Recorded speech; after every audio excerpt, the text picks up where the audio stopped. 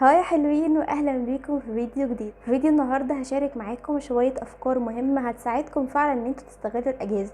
يعني خلاص بعد ما نكون انبسطنا وبعد ما نكون استمتعنا وجددنا من طاقتنا، ازاي بقى فعلا نستغل الاجازه بتاعتنا صح. الفيديو ده للناس اللي راجعه الدراسه، يعني لو انت راجع مدرسه من تاني او راجع الجامعه تاني، وكمان للناس اللي اتخرجت السنه دي. هقول لكم كده على كام حاجه وكام فكره فعلا هتكونوا محتاجين ان انتوا تستغلوا بيهم وقتكم وان انتوا تركزوا عليهم خلال الشهرين او الثلاث شهور الاجازه دول. فبرضو الناس الخريجه هنعتبر ان احنا واخدين شهرين 3 شهور اجازه برضو نعمل فيهم كل الافكار دي. خلي عندك هدف للأجازة بتاعتك، بمعنى حدد كده هدف معين أو حاجة معينة انت عايز تخرج من الأجازة بتاعتك بيها. حتى لو الهدف ده انك مجرد تنبسط وتستمتع بالأجازة بتاعتك، فده في حد ذاته هدف مهم قوي انك تشتغل عليه. لازم يكون عندي هدف للوقت بتاعي أو للفترة بتاعتي عشان أقيم نفسي بعد كده وأساعد نفسي ان انا أوصل وأحقق الهدف ده. كمان مهم جدا ان احنا نشتغل على تطوير السي في بتاعنا، بمعنى ان احنا عندنا طرق كتير قوي على الانترنت نقدر ان احنا ناخد بيها كورسات اونلاين. الكورسات دي تساعدنا على تنمية المهارات اللي موجودة عندنا، ان احنا نتعلم المهارات اللي هتساعدنا فعلا في الشغل بتاعنا زي السوفت سكيلز، الماركتينج، حاجات كتير من دي. وعندنا مواقع كتير بتقدم لك برضو كورسات اونلاين. لو انت مجرد انك عملت سيرش هتلاقي مواقع كتير هتساعدك زي موقع ادراك ورواق ويوديمي، وفي مواقع كتير قوي هتساعدكم في ده. اتعلم من اليوتيوب. حرفيا يا جماعة في ناس ابتدت مشاريع كبيرة من خلال انها اتعلمت بس على اليوتيوب. فانت تقدر انك تستغل الوقت بتاعك بانك تفتح فيديو تستفيد منه، سواء بقى كان هتستفيد بمعلومة او هتسمع بودكاست يعلمك حاجة معينة او يساعدك في حاجة. فانك تتعلم من اليوتيوب تستغله صح، لانه فعلا فعلا هيساعدك انك تتعلم حاجات كتير قوي. لو في حاجة انت حاببها، حاجة انت عايز تبدأ فيها، محتاج انك تعرف عنها معلومات كفاية، فده مهم قوي.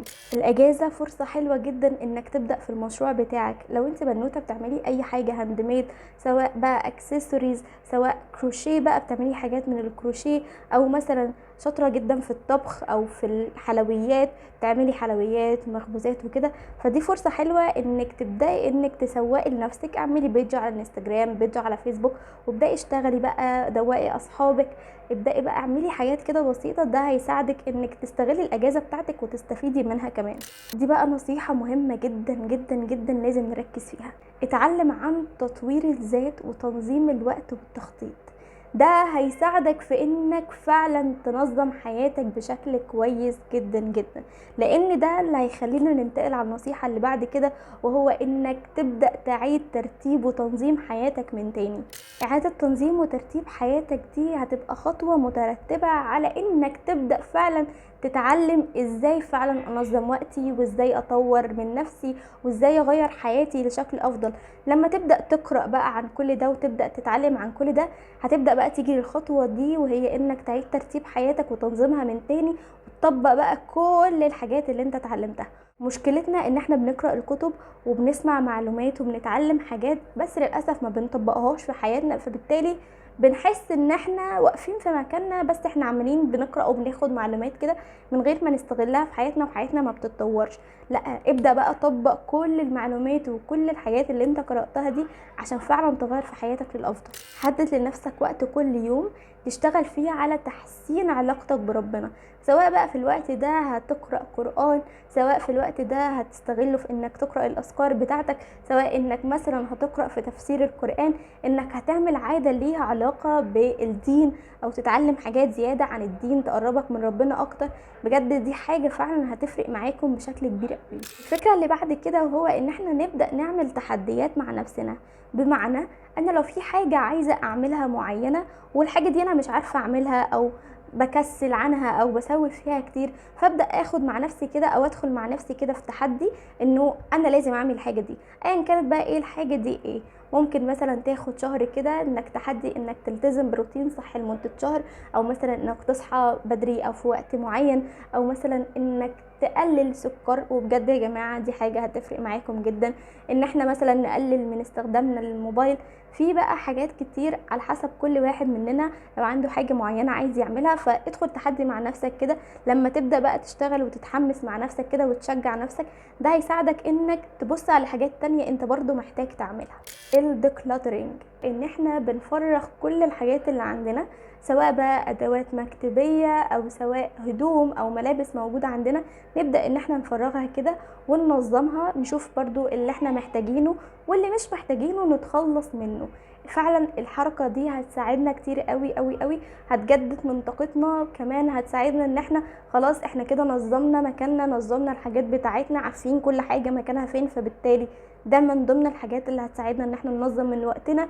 كمان برضو هنشوف بقى احنا محتاجين نجيب ايه، بدل ما نقعد نشتري في الحاجة اكتر من مرة، بدل ما نشتري حاجات احنا مش بنحتاجها او ملهاش لازمة، لا فاحنا كده هنبقى عارفين فعلا احنا محتاجين ايه ونجيبه. اخر حاجة بقى ودي المهمة جدا، هو ان احنا نبدأ نستغل الاجازة ان احنا نعرف نفسنا اكتر.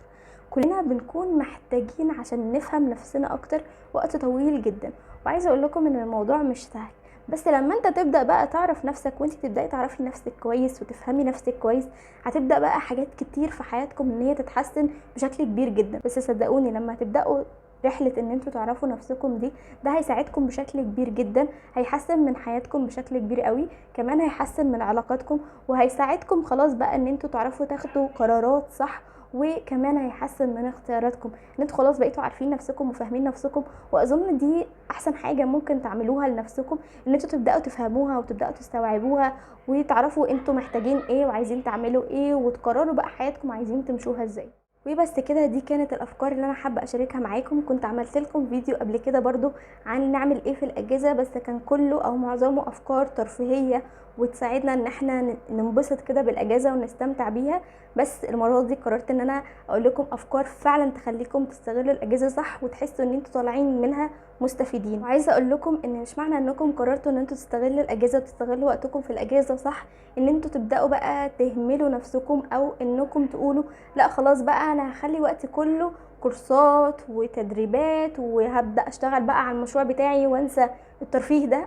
لا، عايزه اقول لكم ان الاجازه اجازه، يعني لازم نستمتع بيها، لانها الفتره اللي هتخلينا نجدد طاقتنا عشان نقدر نرجع للدراسه من تاني، ونكون برضو شغالين فيها بجد برضو، وان احنا مركزين فيها كويس. زي ما قلت لكم قبل كده في فيديو من فيديوهاتي اللي كانت عن الاجازه، ان لازم عشان نشتغل كويس قوي لازم ان احنا نريح كويس قوي.